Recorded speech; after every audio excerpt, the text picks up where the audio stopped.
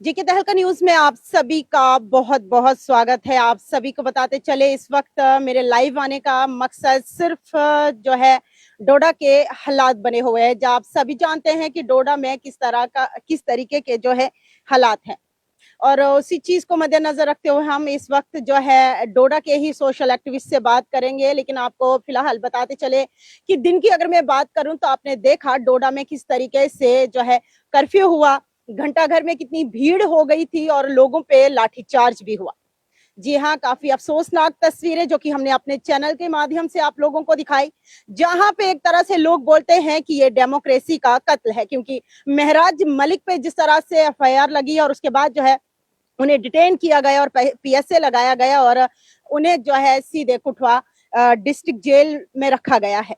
और उसी चीज को लेकर आपने देखा होगा कि डोडा में लगातार आपने देखा सड़कों पे तमाम लोकल्स उतरे हुए, जहां एक तरफ ऑपोजिट पार्टियां जो है उनके खिलाफ बयानबाजी कर रही है, वहां अगर मैं लोकल्स की बात करूं, क्योंकि महराज मालिक हमेशा गरीबों की आवाज बन के उभरे हैं, तो जाहिर सी बात है कि उनके जो पक्ष में गरीब ही होंगे। कोई भी इस वक्त जो है ओपोजिशन पार्टी के जो लोग हैं वो उनके पक्ष में नहीं है।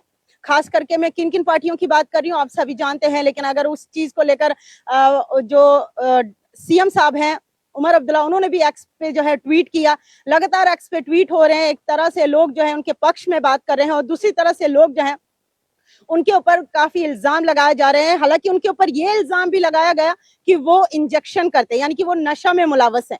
अब क्या सच है क्या झूठ है, ये फिलहाल इस बात की अभी हम पुष्टि नहीं कर सकते हैं, लेकिन आने वाले वक्त में इन तमाम बातों का खुलासा होगा। और इतनी हमें उम्मीद है कि जो जो महराज मलिक साहब पे इल्जाम लगाए गए हैं, हम जानने की कोशिश करेंगे कि ये इल्जाम जो है काफी किस हद तक सच है।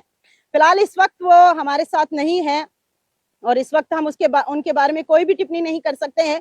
लेकिन मैं फिर से एक बार कहती हूँ, महराज मलिक ग्रेट लीडर था, है और हमेशा रहेगा, क्योंकि उन्होंने ग्राउंड जीरो से काम किए हैं, लोगों के काम किए हैं। हालांकि अगर मैं डोडा की बात करूं, डोडा कॉन्स्टिट्यूंसी में इस वक्त काफी ज्यादा मुसीबतें लोगों पे आई हैं, क्योंकि बाढ़ के बाद लगातार लोग जो हैं डोडा के वो मुसीबतों में फंसे हुए थे। लेकिन उसके बावजूद भी आज डोडा में कर्फ्यू लगाया गया, जहां लोगों की समस्याएं सुनी जानी चाहिए थी, वहां आज लोग जो हैं सड़कों पर है। फिलहाल हमारे साथ बातचीत करने के लिए डोडा के ही सोशल एक्टिविस्ट आदिल वानी जी है, उनसे जानेंगे कि करंट सिचुएशन जो कि डोडा की क्या बनी हुई है।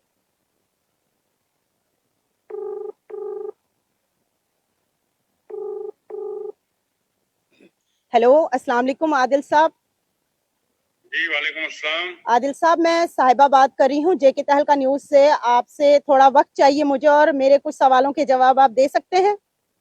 हाँ जी बिल्कुल बिल्कुल। आदिल साहब, मैं जानना चाहूंगी, आज दिन में डोडा में काफी ज्यादा हालात खराब रहे, जहां पे इंटरनेट की सर्विस भी है लोगों को नहीं दी गई। तो और जिस तरह से लोग बयानबाजी कर रहे हैं कि महराज मलिक पर जो एफआईआर लगी है वो कहीं ना कहीं डेमोक्रेसी का कत्ल है, आप इस चीज को किस तरह से देखते हैं?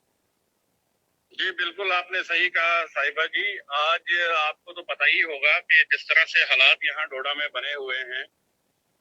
कल से महराज साहब को, जो हमारे एमएलए हैं यहाँ डोडा के, उनको पीएसए के तहत गिरफ्तार किया गया है और इसके बारे में काफी ज्यादा रिजेंटमेंट हुई यहाँ पे। आज देखा गया कि तकरीबन डोडा में ऑलमोस्ट, मैं तो कहूंगा कि जितने भी नौजवान थे, चाहे किसी भी पॉलिटिकल पार्टी से थे या सोशल, मैं कहूंगा बियॉन्ड पॉलिटिकल पार्टीज, जितने भी नौजवान थे, बूढ़े थे, बुजुर्ग, इवन के हमने काफी खवातीन को भी देखा आज जो सड़कों पे थी, इसका काफी ज्यादा विरोध कर रहे हैं। जी। आ, और ये जो आप जैसे आपने कहा कि इंटरनेट वगैरह जो है वो भी बंद कर दिया है। और लेकिन इसके लेकिन अलावा इंटरनेट के अलावा जी मैं जी कहूंगा कि आज वेहिकुलर मूवमेंट्स, जी जी, बिल्कुल गाड़ियों बिल्कुल। पे भी रोक लगाई हुई थी।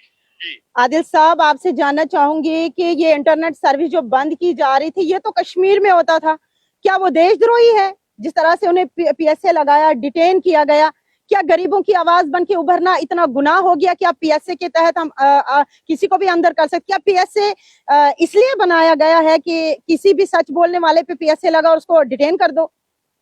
देखिए, ये बहुत मैं कहूंगा अनफॉर्चुनेट है, क्योंकि हम किसी भी आम इंसान की अभी बात नहीं कर रहे हैं, हम अभी बात कर रहे हैं एक एमएलए की, जो लोगों का एक इलेक्टेड रिप्रेजेंटेटिव था, जो अपने पूरे इलाके का मैं कहूंगा कि चिनाब वैली की एक आवाज बन चुका था, हम उसकी बात कर रहे हैं। मगर बहुत अनफॉर्चुनेट है कि एक एमएलए पे इस तरह से पीएसए लगना और इस तरह से डिटेन करना, मैं कहूंगा ये एक एमएलए का नहीं है, ये डेमोक्रेसी का, मुझे लगता है डेमोक्रेसी का जो है कत्ल है कि अगर आप इलेक्टेड नुमाइंदों के साथ, अगर एमएलए के साथ इस तरीके का व्यवहार होगा, इस तरीके का सलूक होगा, तो आम आदमियों के साथ आप क्या एक्सपेक्ट करोगे? सर, बात रही गाली गलौज की, तो देखिए हम मानते हैं कि वो एमएलए होने के नाते उन्हें गाली गलौज नहीं करना चाहिए, लेकिन रिसेंटली कुछ वीडियोस वायरल हुए जिसमें भाजपा के भी कुछ एमएलएज हैं जो कि अपशब्द जो है इस्तेमाल कर रहे हैं, तो उनपे पीएसए क्यों नहीं लगा, उनपे एफआईआर क्यों नहीं कटी? देखिए, जहां तक ये जो आप गाली गलौज की बात कर रहे हो, मुझे नहीं लगता है ये जो पीएसए जो है गाली गलौज, क्या मुझे लगता है इसके अलावा भी बहुत सारे इश्यूज हैं। सर, और मुझे लगता है सुनने में आया है 26 एफआईआर हैं महराज मलिक साहब जी जी जी, मैं यही आपसे अर्ज कर रहा हूँ कि जो बेस है, मुझे लगता है पीएसए लगाने की जो ये कह रहे हैं कि जो बेस बना है वो एफआईआर के बेस पे लगाया गया है। और ये बात भी सही है कि गाली गलौज, जिस तरीके का लहजा, हम इस चीज को एंडोर्स नहीं करते हैं, क्योंकि अगर दूसरी साइड से हम देखें, एडमिनिस्ट्रेशन जो है वो भी अपना जो काम है बखूबी निभा रहा है। और एक डेमोक्रेसी में देखा जाता है कि ये जो है हमारी इलेक्टेड रिप्रेजेंटेटिव और एडमिनिस्ट्रेशन, इन दोनों का चोली दामन का साथ है, इनका आपस हैंड आई कोऑर्डिनेशन होना चाहिए। ये दोनों जो मैं कहूंगा सेक्शंस हैं, ये लोगों की फलाह बहबूदी के लिए है, लोगों की मुश्किलों का अजाला करने के लिए बने हुए हैं दोनों डिपार्टमेंट्स। एक एडमिनिस्ट्रेशन है, दूसरा हमारा जो असेंबली है जिसमें हमारे इलेक्टेड रिप्रेजेंटेटिव्स हैं, तो वो लोगों की भलाई के लिए बनाए गए हैं दोनों सही। यहाँ पे मुझे समझ नहीं आ रही है कि एडमिनिस्ट्रेशन और आपस में एमएलए साहब का क्या इशू था, ये गाली गलौज में चले गए। इस चीज को, जो वो लैंग्वेज उस दिन इस्तेमाल की गई, उसको हम भी एंडोर्स नहीं करते हैं, क्योंकि डीसी साहब जो है, मैं ये नहीं कहूंगा, यहाँ एक पर्सनल मुझे लग रहा है इनका आपस में क्या इशू है, ये पीएसए का क्या बेस है। बट डीसी साहब का भी अगर देखा जाए तो as an administrator he is also doing very well for the people of Doda. ऐसा नहीं जी है, बिल्कुल डीसी बिल्कुल। साहब भी अच्छा काम कर रहे हैं, एमएलए साहब भी अच्छा काम कर रहे हैं।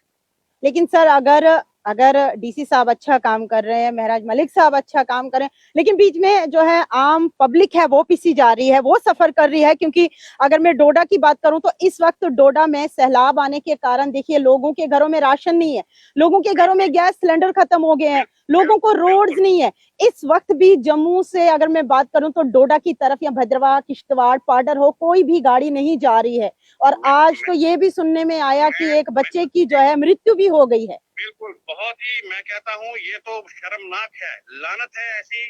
मतलब मुझे लगता है इंतजामिया पे कि जहाँ पे एक पेशेंट, एक बच्ची की आज डेथ हो गई, मैं ये कहता हूँ कि इसकी जिम्मेवारी कौन लेगा? आपने इस तरह से आज वहां पे किला बनाया हुआ था कि पेशेंट्स, एक गरीब बच्ची जो जिसके इलाज की जरूरत थी, उसको पुलडोडा के मकाम पे रोका गया, और 2 घंटे में जो बच्ची हॉस्पिटल पहुंच सकती थी उसको गालिबन 8 से 9 घंटे लगे। और उसके वालिद के साथ धक्के, मतलब जो उनके दादा थे शायद उनके साथ धक्का मुक्की हुई और पुलिस ने उनको अलाउ नहीं किया। सर, इस बात की जिम्मेवारी कौन ले रहा है इस वक्त? मैं वही कह रहा हूँ कि इस बात की जिम्मेवारी अब कौन लेगा? ना ही एडमिनिस्ट्रेशन लेगी और ना ही, बिल्कुल। और जैसा आपने कहा कि हमारे अगर चिनाब डिवीजन की मैं बात करूं, 24 तारीख से जो बारिशों का, सैलाब का इतना बड़ा यहाँ पे वो परेशानी हुई, फ्लड्स आए, लोगों के अपने बहुत सारे वो परेशानियां बिल्कुल हैं। बिल्कुल। इन परेशानियों में एक और परेशानी ऐड हो गई। मैं तो ये पूछना चाहता हूँ सभी से, मतलब एडमिनिस्ट्रेशन से ही पूछेंगे हम कि आपने, आज मुझे लगता है 16 दिन हो गए हैं हमारी नेशनल हाईवे जो NH-44 है ये बंद है डोडा की, बिल्कुल। जिससे डोडा और कश्तवाड़, इवन मैं कहूंगा रामबन, टोटल कट गया है। चिनाब डिवीजन टोटल कट गई है। जी बिल्कुल। पेशेंट्स हॉस्पिटल्स में जिनको बेटर ट्रीटमेंट की जरूरत है, चाहे वो जम्मू हो, श्रीनगर जाना हो, किसी को दिल्ली शिफ्ट होना है, उनका कौन देख रहा है? उनके पुरसाने हाल कौन है? उसके अलावा जैसे आपने कहा राशन की कमी है, सब्जी नहीं है, बेबी फूड नहीं है, आज तो इवन गाड़ियों के पेट्रोल डीजल जी उसकी भी जी किल्लत है। बिल्कुल बिल्कुल। एलपीजी सिलेंडर्स पूरा जो मैं कहूंगा चिनाब वैली पूरी तरह से कट चुकी थी। ये जो हमारा नेचुरल, मैं कहूंगा नेचुरल कैलेमिटी की वजह से, और उसके बाद अब ये जो 2 दिन से हम नया ये देख रहे हैं, इससे इन तकलीफों में और अजाला हो इजाफा गया। हो गया, बिल्कुल बिल्कुल।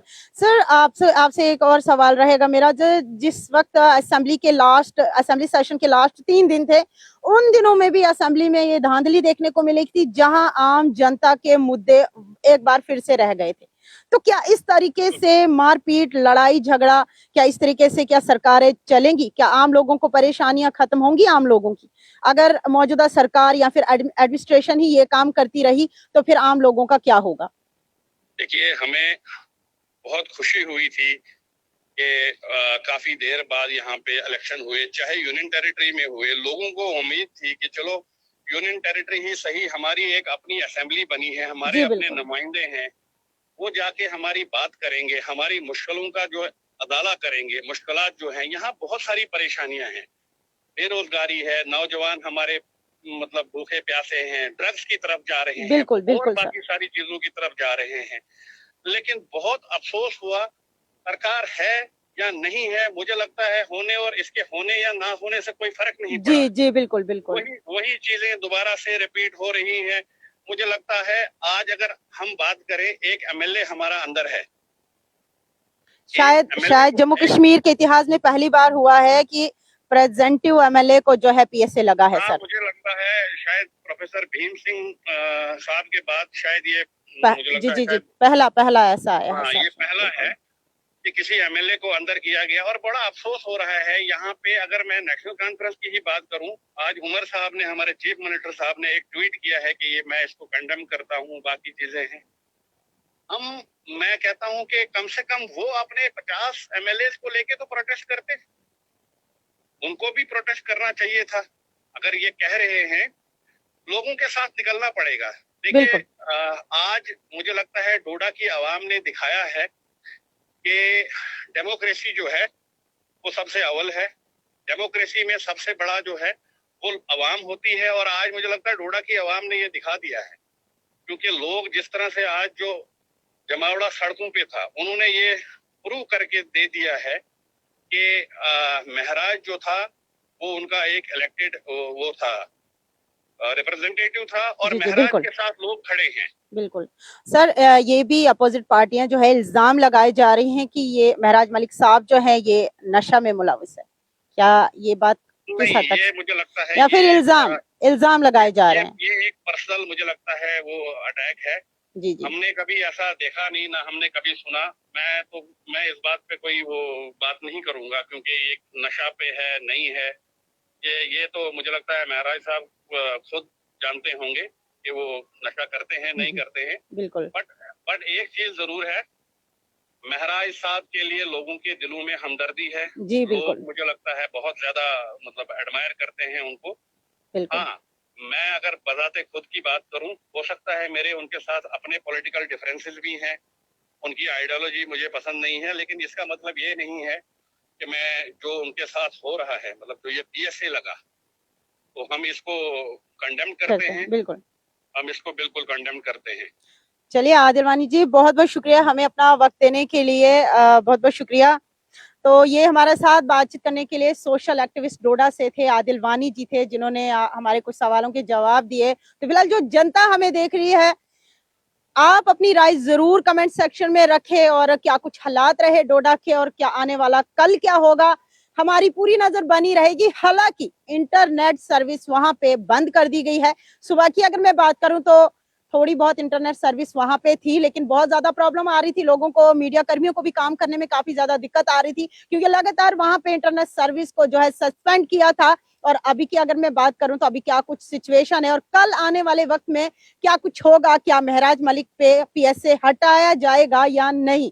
फिर आज जनता अपनी राय कमेंट सेक्शन में रखें, और भी अगर हमारे पास अपडेट आती है तो साझा करने की कोशिश करेंगे। तो तब तक देखते रहिए जेके तहलका न्यूज।